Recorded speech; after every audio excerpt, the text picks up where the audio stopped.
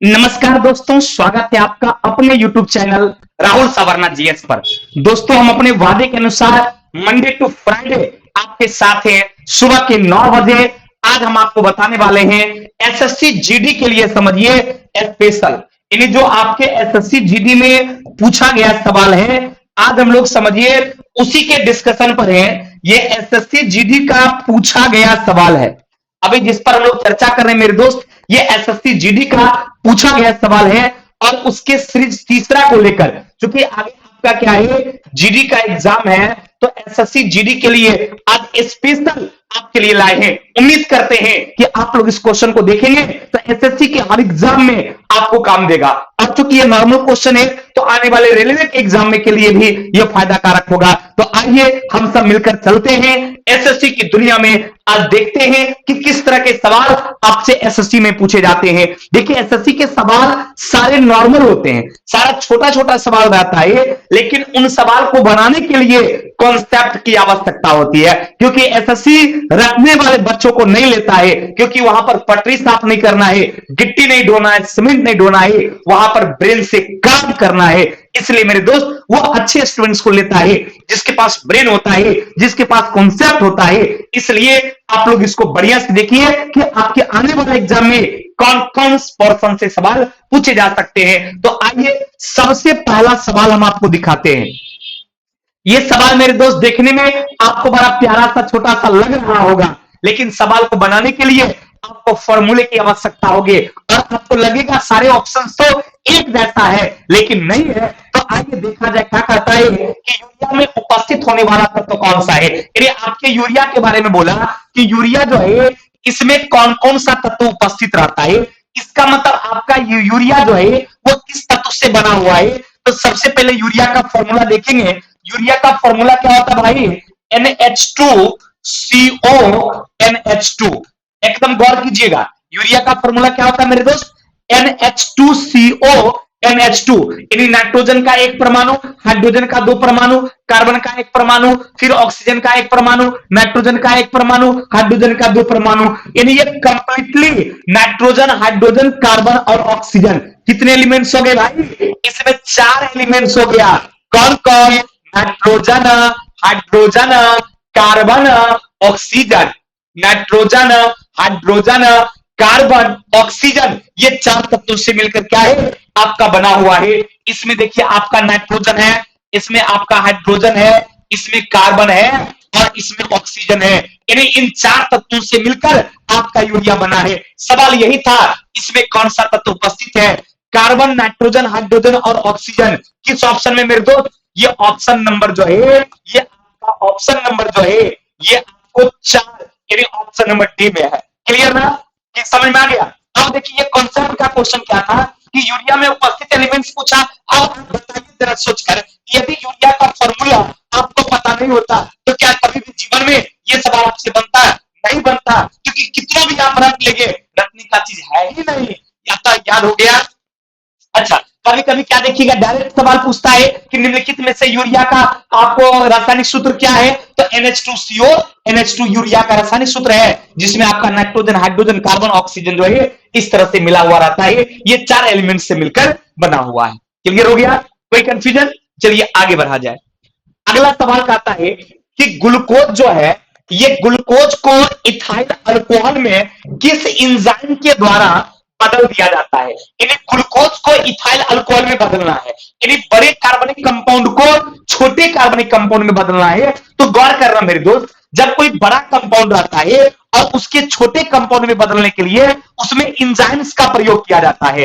जैसे आपसे ग्लूकोज के बारे में बोला कि C6H12O6, ग्लूकोज का सूत्र क्या हो गया भाई, C6H12O6, ये ग्लूकोज का सूत्र हो गया। क्योंकि आपसे है क्या कि एग्जाम में जब सवाल कभी कभी डायरेक्ट ये भी पूछा जाता है कि ग्लूकोज का सूत्र क्या है, तो C6H12O6।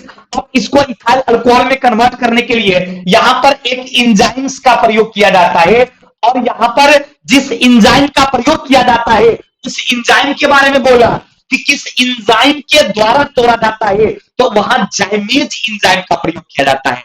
किस एंजाइम का मेरे दोस्त, वहां पर आपका जो है जाइमेज एंजाइम का प्रयोग किया जाता है। अतः ग्लूकोज को जाइमेज एंजाइम के द्वारा तोड़ा जाता है और ये कन्वर्ट किसमें होता है, C2H5OH यानी इथाइल अल्कोहल में। अब उससे पहले दो इसलिए लगाए क्योंकि यह बैलेंस हो जाएगा और किसमें, तो कार्बन डाइऑक्साइड में। तो क्वेश्चन था कि उसको इथाइल अल्कोहल में बदलने के लिए किस एंजाइम का प्रयोग करेंगे, तो उसको इथाइल अल्कोहल में बदलने के लिए जाइमेज एंजाइम का, किसका प्रयोग करेंगे, तो जाइमेज एंजाइम का। है किसी ऑप्शन में क्या, ऑप्शन नंबर सी में है। अतः इसका आंसर क्या हो गया, इथाइल अल्कोहल में बदलने के लिए ग्लूकोज को या कार्बोहाइड्रेट को बदलने के लिए हम लोग जाइमेज का प्रयोग करते हैं। इसका प्रयोग करते हैं, जाइमेज का।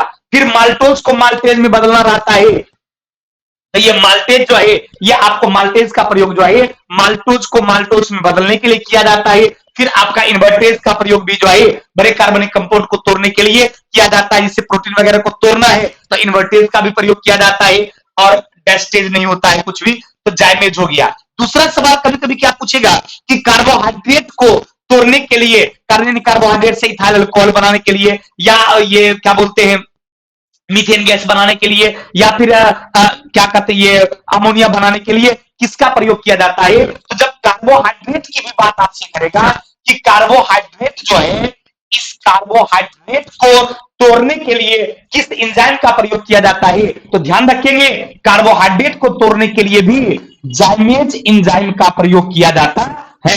किसका प्रयोग किया जाता है, तो कार्बोहाइड्रेट को तोड़ने के लिए जाइमेज एंजाइम का प्रयोग किया जाता है। इसलिए इसका आंसर क्या हो गया भाई, ऑप्शन नंबर सी। पक्का ना, क्लियर ना, एकदम। हम उम्मीद करते हैं कि आप लोगों के दिमाग में ये तेजी से पट पट पट पट घुसते जाता होगा, घुस रहा है ना। तो इसी तरह से रेगुलर यदि मंडे टू फ्राइडे आप मेरे साथ सुबह के 9 बजे और रात के 8:30 बजे यदि हमारे चैनल पे आप रहते हैं, बस आधे घंटे सुबह में टाइम देना है और आधे घंटे रात के 8:30 से 9 टाइम देना है। तो आधा घंटा कंसंट्रेशन से आप पढ़ भी लीजिएगा और आपको सारी चीज याद भी हो जाएगा। ये बहुत लंबा क्लास इसलिए नहीं देते हैं कि काफी लंबे क्लास देंगे तो आपका कंसंट्रेशन रह ही नहीं पाएगा। तो अगर वीडियो देखिएगा, बस उधर खाना गए, खाने घूमने खेलने पढ़ने दिस दैट करने चल गए, तो उसमें मामला गड़बड़ा जाता है। इसलिए आधे घंटे 9 बजे से 9:30 बजे और रात के 8:30 बजे से 9 बजे तक आप मेरे साथ रहिए। यकीन मानिए कि साइंस की दुनिया आपको एक खूबसूरत नजर आएगी। साइंस के हर सवाल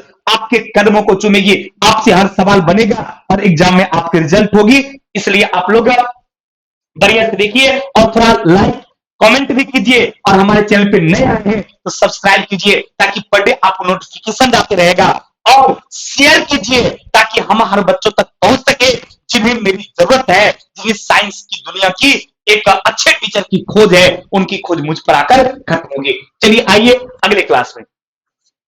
कहता है कि दूध किसका घटिया स्रोत है। देखिए दूध में आपको प्रोटीन बहुत ज्यादा मात्रा में पाया जाता है, फिर आपका कार्बोहाइड्रेट भी पाया जाता है, विटामिन भी पाया जाता है, कैल्शियम भी पाया जाता है, ये सब पाया जाता है। लेकिन घटिया स्रोत के बारे में बोला, मतलब जिसकी मात्रा कम रहती है, तो दूध में सबसे घटिया स्रोत जो है वो आपका विटामिन सी है।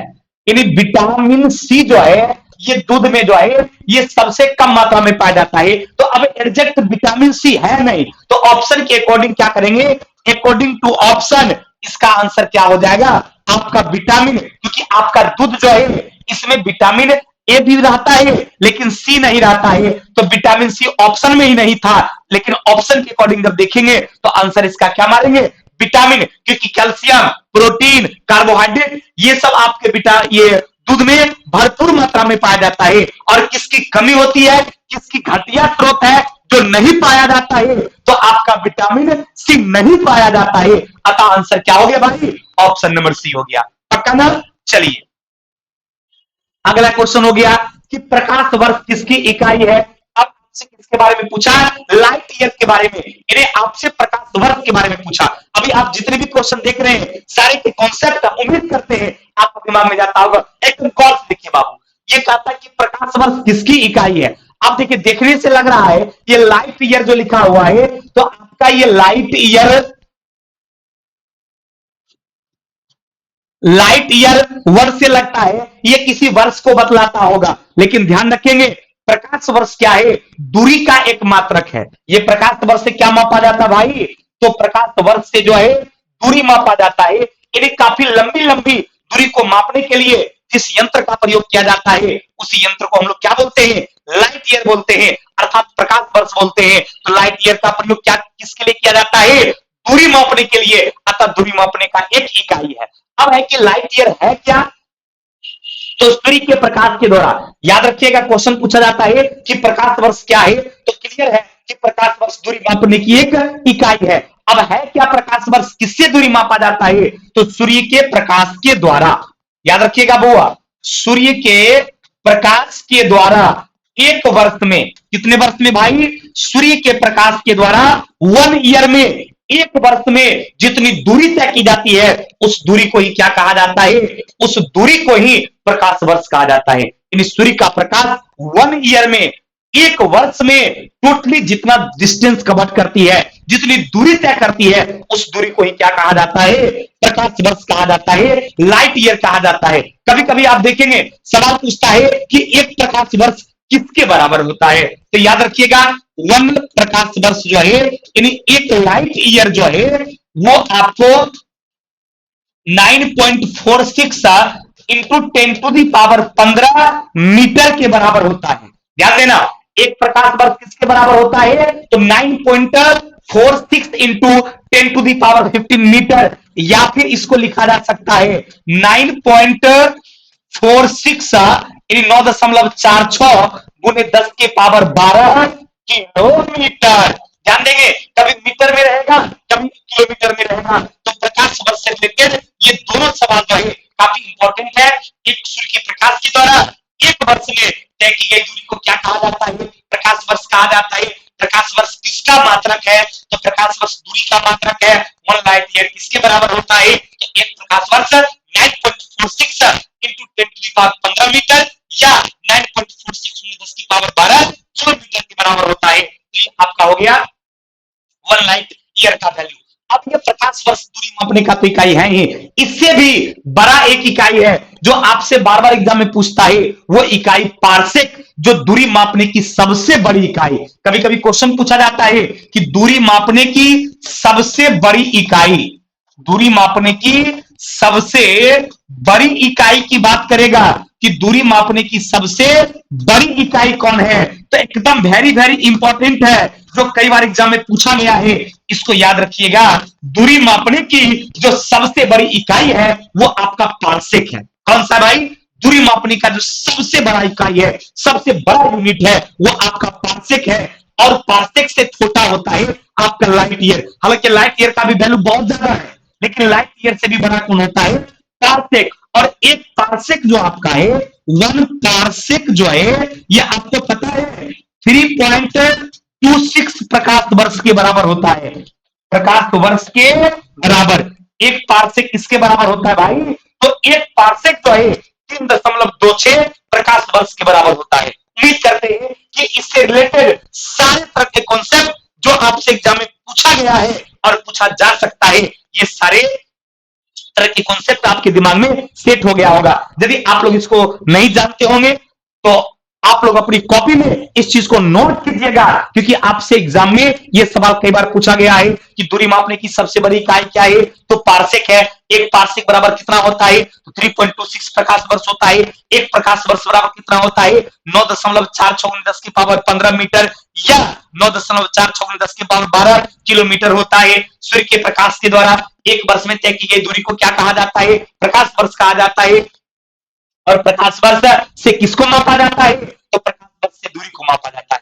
क्लियर हो गया ना? चलिए अगले सवाल पर लोग चलते हैं। इसी तरह से आप सारे सवाल को बढ़िया से समझते हुए आगे की ओर बढ़िए, और बीच में कभी भी आप लोग वीडियो देखना बंद मत कीजिए, क्योंकि ये कोई मतलब भोज नहीं है कि गए पट खा के चलाए। इसमें आपको ये आधे घंटे 25 मिनट जो भी वीडियो रहता है, इसको गौर से देखना पड़ेगा, तभी जाकर 30 से 35 तरह के सवाल जो आपसे एग्जाम में पूछा गया है, पूछा जा सकता है, ये सवाल आपका क्लियर हो पाएगा। इसलिए आधा घंटा बहुमूल्य समय आप अपने जीवन के लिए आप इस चैनल पर जरूर दीजिए, ताकि इन तरह के क्वेश्चन आपके दिमाग में सेट हो जाए। और रात्रि के 8:30 बजे एकदम लाइव में आना ना भूलेंगे।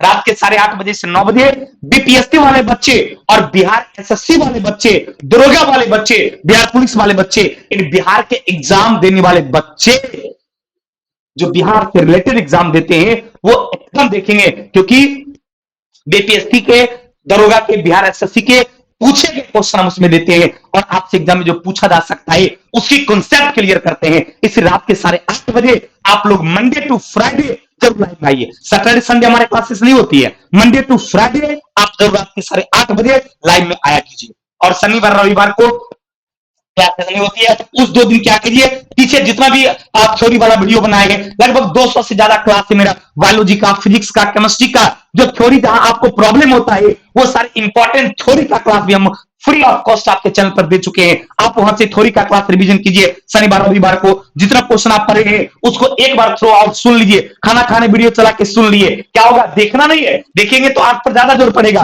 खाना खा रहे सुन रहे हैं पिछले वाले वीडियो को, सारा क्वेश्चन क्या होगा, आपका रिवीजन हो जाएगा। तो ये सब काम भी आप लोग क्या कीजिए शनिवार और रविवार को।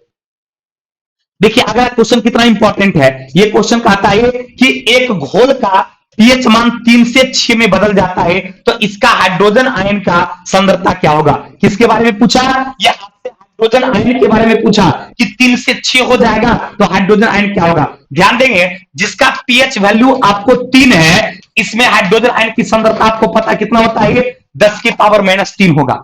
जिसका पीएच मान 3 है उसमें हाइड्रोजन आयन की सांद्रता क्या होता है, 10 की पावर -3 होता है। और जिसका पीएच वैल्यू 6 है तो इसका क्या हो जाएगा, इसका आपका हाइड्रोजन आयन की सांद्रता 10 की पावर -6 हो जाएगा। तो क्वेश्चन कहता है कि 3 से 6 में बदल गया तो उसके आयन की सांद्रता क्या होगा, यानी कितना गुना कमेगा। पहले -10 की पावर -3 था, अब 10 की पावर -6 हो गया, तो इससे ये कितना गुना कम है, तो इससे वो जो है 1000 गुना कम है। कितना गुना कम है, 1000 गुना कम है। तो आंसर क्या होगा, 1000 गुना कम हो जाएगा। ऐसे समझिए, देखने से यह सवाल बड़ा टफ लग रहा होगा। समझिए, जिसका पीएच मान 3 होगा तो उसमें पीएच के लिए फॉर्मूला आपने पढ़ा होगा। किसी का भी पावर ऑफ हाइड्रोजन निकालने के लिए फॉर्मूला क्या होता है, log H+ होता है ना भाई। तो इसमें पीएच का मान दे ही दिया 3, तो उधर जाएगा क्या हो जाएगा, 10 की पावर -3। तो यदि पीएच मान 3 तो हाइड्रोजन आयन की सांद्रता क्या हो गया, 10 की पावर -3। यदि 6 है तो 10 की पावर -6, तो कितना कम हुआ, क्योंकि 10 की पावर -3 बड़ा है 10 की पावर -6 से। ऐसा मत समझिएगा कि 6 बड़ा है और 3 छोटा है। 6 बड़ा 3 छोटा है, लेकिन जब पॉजिटिव रहेगा तब। निगेटिव में जो जितना कम रहता है वो उतना बड़ा होता है, निगेटिव में जो जितना ज्यादा होता है वो उतना छोटा। जैसे मान लिया जाए आपके पास 3 रुपया कर्जा है, अब मेरे पास 6 रुपया कर्जा है, तो तुम हमसे ज्यादा धनवान है, हम तुमसे ज्यादा गरीब है। क्लियर, यदि हम कम वाला है और तुम ज्यादा वाला है, जितना कम निगेटिव उतना ज्यादा वाला, और जितना कम ज्यादा निगेटिव उतना कम वाला। तो -10 की पावर -3 बड़ा है 10 की पावर -6 से, अतः इससे ये कितना कम है, तो 1000 गुना कम है। तो आंसर क्या हो गया भाई, ऑप्शन नंबर डी। कोई कंफ्यूजन, उम्मीद करते हैं कि आपको यह सवाल समझ में आ गया होगा। थोड़ा लाइक बटन दबा दीजिएगा और अपने दोस्तों में शेयर हमारे वीडियो को कीजिए, ताकि आपके अधिक से अधिक दोस्त हमसे जुड़ सके, यानी हमारे चैनल से जुड़ सके। क्लियर, चलिए अगले सवाल पर चलते हैं। कहता है गर्म करने पर अर्धचालक का प्रतिरोध क्या होता है। यानी जब किसी अर्धचालक को, जैसे जर्मेनियम वगैरह हो गया, सिलिकॉन हो गया, कहता है इन सारे चीजों को जब गर्म करते हैं तो गर्म करने पर उसके प्रतिरोध पर क्या प्रभाव पड़ता है, यानी उसके रेसिस्टेंस की बात बोला। तो ध्यान दीजिएगा, कोई भी अर्धचालक जो होता है वो जो बना होता है सहसंयोजक बंधन से। ध्यान दीजिएगा,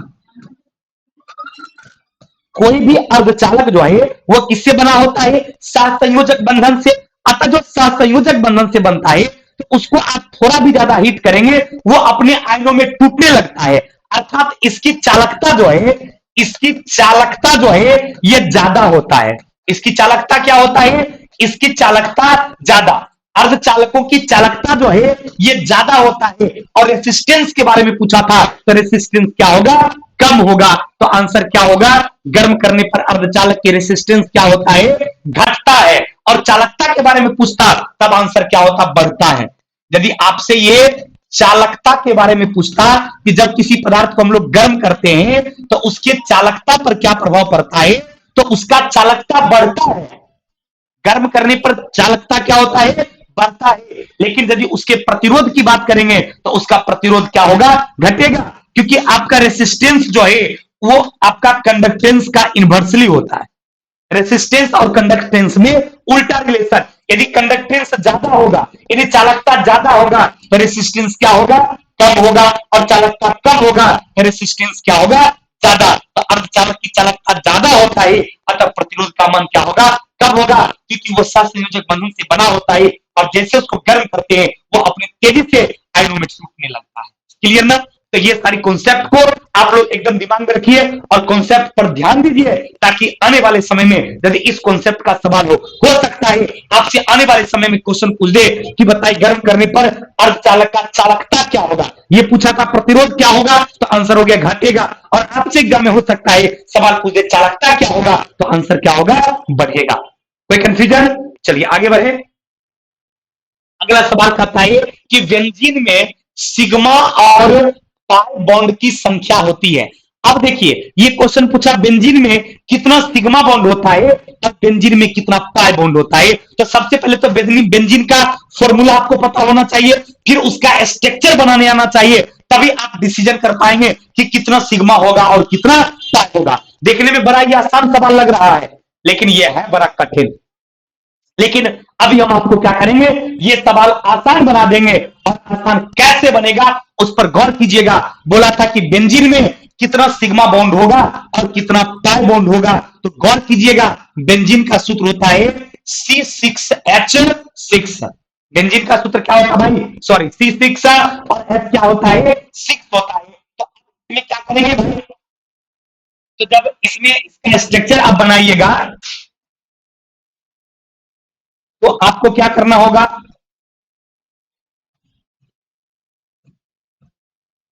एक मिनट को, ये आपका बेंजीन जो है, ये बेंजीन का स्ट्रक्चर, इस फॉर्मूला तो क्लियर हो गया कि C6 और H6 किसका होता है, तो आपका ये बेंजीन का होता है। अब इसका फॉर्मूला तैयार कैसे होगा, तो इसमें कार्बन 6 है, तो सबसे पहले क्या करेंगे, 6 कार्बन देंगे, 3 कार्बन हो गया, 4 हो गया, 5 हो गया, और आपका कितना हो गया, 6 हो गया। अब देखिए ये कार्बन है, नहीं, अब इस कार्बन के साथ जुड़ेगा और सब पर क्या होगा भाई, हाइड्रोजन भी होगा। ये तो कंफर्म है कि सब पर क्या होगा, हाइड्रोजन भी होगा। अब देखिए गौर कीजिएगा, इस कार्बन के पास कितना बॉन्ड है, 1 2 और 3, तो यहां पर क्या करेंगे, एक लगा देंगे, तो ये क्या हो जाएगा, 4 हो जाएगा। अब इस कार्बन के पास देखिए 1 2 3 4 हो गया, अब इसके पास 1 2 3 है, तो यहां लगा देंगे, फिर इसके पास 1 2 3 4 हो गया, तो फिर यहां लगा देंगे। तो अब क्या हो गया कि आपका एक सिंगल बॉन्ड और एक डबल बॉन्ड से क्या होता है, ये आपके कार्बन कार्बन जुड़ा हुआ होता है। अब यहां पर देखिए क्या है कि कार्बन का चारों बॉन्ड हो गया, कार्बन का चारों बॉन्ड हो गया, कार्बन का 1 2 3 4 हो गया, कार्बन का 1 2 3 4 हो गया, और कार्बन का 1 2 3 4, कार्बन का 1 2 3 4। अब यहां नियम क्या होता है, सिग्मा और पाई का, उसको सुनिएगा। जहां पर आपका सिंगल बॉन्ड होगा, ध्यान दीजिएगा, जहां पर आपका सिंगल बॉन्ड होता है वहां पर एक सिग्मा बॉन्ड बनता है। जहां पर सिंगल बॉन्ड होगा वहां पर एक सिग्मा बॉन्ड होगा, और जहां पर डबल बॉन्ड होगा, जहां पर डबल बॉन्ड होगा, ये 2 बॉन्ड होगा, उसमें एक सिग्मा बॉन्ड होता है और दूसरा क्या होता है, तो दूसरा आपका पाई बॉन्ड होता है। गौर कीजिएगा, जहां सिंगल बॉन्ड होगा उसमें सिर्फ एक सिग्मा बॉन्ड, 100 से सिंगल 100 से सिग्मा, एकदम दिमाग में सेट कीजिए, 100 से सिंगल 100 से सिग्मा। तो जहां सिंगल बॉन्ड होगा वहां एक सिग्मा बॉन्ड होगा, और जहां पाई बॉन्ड होगा उसमें एक सिग्मा, जहां डबल बॉन्ड होगा उसमें एक सिग्मा और एक पाई। सिंगल बॉन्ड रहेगा तो एक सिग्मा, और डबल बॉन्ड की बात करेंगे तो एक सिग्मा और एक पाई। डबल बॉन्ड की बात करेंगे एक सिग्मा और एक पाई। तो यह डबल बॉन्ड है तो इसमें एक सिग्मा हो गया और एक क्या हो गया, पाई हो गया। तो अब यह गौर कीजिएगा, सिंगल बॉन्ड है तो एक सिग्मा हो जाएगा, डबल बॉन्ड है तो एक सिग्मा एक पाई हो गया, सिंगल बॉन्ड है सिग्मा, सिंगल है सिग्मा, सिंगल है सिग्मा, डबल है सिग्मा और पाई, सिंगल है सिग्मा, सिंगल है सिग्मा, डबल है तो एक सिग्मा एक पाई, सिंगल है सिग्मा, सिंगल है सिग्मा, सिंगल है सिग्मा। तो जहां जहां देखिए सिंगल बॉन्ड है वहां आपका सिग्मा बॉन्ड हो गया, और जहां डबल बॉन्ड है उसमें एक सिग्मा और एक पाई। तो गौर कीजिएगा, डबल बॉन्ड 1 2 और 3, तीन जगह डबल बॉन्ड है, इसका मतलब पाई की संख्या कितना हो गया भाई, 3 हो गया। तीन जगह डबल बॉन्ड है तो 3 को पाई हो गया। अब उसके अलावा सब सिंगल बॉन्ड, तो 1 2 3 4 5 6 7 8 9 10 11 12, तो इसमें 12 क्या हो जाएगा, तो 12 आपका सिग्मा बॉन्ड, तो 12 सिग्मा बॉन्ड हो जाएगा और 3 क्या हो जाएगा, पाई बॉन्ड। तो आंसर क्या हो गया भाई, आंसर हो गया ऑप्शन नंबर ए, यानी 12 सिग्मा होगा और क्या होगा भाई, 3 जो है ये पाई बॉन्ड। क्वेश्चन यही था कि बेंजीन में कितना सिग्मा और कितना पाई होगा, तो क्लियर हो गया, इसमें 12 सिग्मा होगा और 3 क्या होगा, पाई बॉन्ड, क्योंकि इसमें 3 जगह ट्रिपल बॉन्ड था, तो जहां जहां ट्रिपल बॉन्ड आता है वहां वहां आपका क्या हो जाता है, पाई बॉन्ड हो जाता है। तो आपका 3 को जो है, जहां जहां भी डबल बॉन्ड था उसमें एक सिग्मा एक पाई होता है, तो यहां पर था 3 जगह डबल बॉन्ड, तो 3 पाई हो गया, तो आपका 12 क्या हो गया, सिग्मा बॉन्ड और 3 क्या हो गया, पाई बॉन्ड। तो आंसर क्या हो गया भाई, ऑप्शन नंबर आपका सी हो गया। अगला सवाल देखिए क्या कहता है कि जब जब प्रकाश एक माध्यम से दूसरे माध्यम में जाता है तो निम्नलिखित में से कौन सी नहीं बदलती है। ध्यान दीजिएगा, जब प्रकाश मीडियम चेंज करता है तो उसकी फ्रीक्वेंसी नहीं बदलती है, यानी आवृत्ति नहीं बदलती है, जबकि उसका वेग बदल जाता है और तरंगधरी बदल जाता है। क्या नहीं बदलती है, नहीं के बारे में पूछा था, और आंसर क्या होगा, फ्रीक्वेंसी, यानी इसकी आवृत्ति जो है वो आवृत्ति नहीं बदलती है, जबकि उसका गति जो है और तरंगधरी जो है ये क्या हो जाता है, बदल जाता है, बदल जाता है। ध्यान रखेंगे, जब मीडियम चेंज करेगा प्रकाश तो उसका वेग भी बदल जाएगा, वेवलेंथ भी बदल जाएगा, लेकिन कभी फ्रीक्वेंसी जो है यानी आवृत्ति नहीं बदलती है। अतः क्वेश्चन था नहीं बदलती है, तो आंसर क्या हो गया, ऑप्शन नंबर सी। क्लियर हो गया, चलिए अगले सवाल पर। क्या निम्नलिखित में से कौन सा रेडियोधर्मी तत्व नहीं है। तो रेडियोधर्मी तत्व का मतलब क्या होता है, जो तत्व स्वतः विखंडित होकर अल्फा बीटा और गामा रे निकालता है, अपार मात्रा में उष्मा का, ऊर्जा का, प्रकाश का उत्सर्जन करता है, उसको रेडियोधर्मी तत्व कहते हैं। जैसे आपका यूरेनियम हो गया, आपका थोरियम हो गया, रेडियम हो गया, ये सब क्या है, ये तीनों का तीनों रेडियो एक्टिव एलिमेंट्स है। ये क्या है भाई, रेडियो एक्टिव एलिमेंट्स है। लेकिन नहीं की बात करेगा तो आंसर हो जाएगा आपका कैडमियम, ये रेडियो एक्टिव एलिमेंट्स नहीं है। आपका सीडी जो है यानी कैडमियम जो है ये रेडियो एक्टिव एलिमेंट्स नहीं है। क्लियर ना, चलिए अगला है, अदरक तना है जड़ नहीं, क्यों। अब गौर कीजिएगा, अदरक के बारे में बोला, अदरक आदि जिसको हम लोग बोलते हैं, बोला वो तना है और जड़ नहीं है। तो ध्यान रखेंगे, कुछ ऐसे फसल हैं जो तना वाले हैं, जैसे आपका आलू हो गया, प्याज हो गया, अदरक हो गया, ये सब तना है। क्यों जानते हैं, क्योंकि इसमें आपका नॉड और इंटरनॉड पाया जाता है, और ये जड़ कभी नहीं हो सकता है। जिसमें नॉड पाया जाएगा और इंटरनॉड पाया जाएगा, तो नॉड और इंटरनॉड जिसमें पाया जाता है, अर्थात जिसमें गांठ पाया जाता है, वो जड़ नहीं होता है। तो इसका आंसर क्या हो जाएगा, इसमें नॉड और इंटरनॉड होते हैं, इसलिए अदरक जो है क्या है, वो तना वाला फसल है। क्या है भाई, तना वाला फसल है कौन, अदरक। क्यों, क्योंकि उसमें गांठ पाया जाता है, अर्थात और पोर पाया जाता है। तो जिसमें गांठ और पोर पाया जाएगा वो आपका क्या हो जाएगा, तना वाला हो जाएगा। क्योंकि जड़ जो है उसमें नॉड इंटरनॉड नहीं पाया जाता है।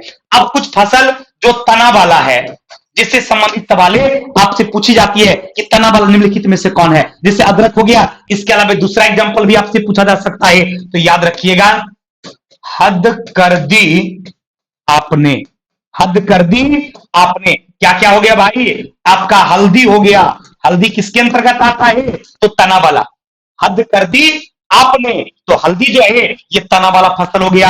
आपका आदि जो है तना वाला फसल हो गया, नहीं। केसर जो है आपका तना वाला फसल हो गया, नहीं। आलू जो है तना वाला फसल हो गया।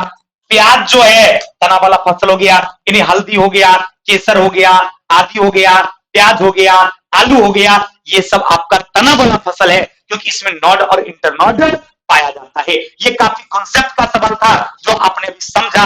कौन कौन से, हल्दी, आदि, केसर, आलू, प्याज, ये सब में नॉड और इंटरनॉड पाया जाता है, अर्थात ये सब क्या है, तना वाला फसल है, ये जड़ वाला फसल नहीं है। क्लियर ना, चलिए अगला सवाल कहता है, खत्म हो गया क्या,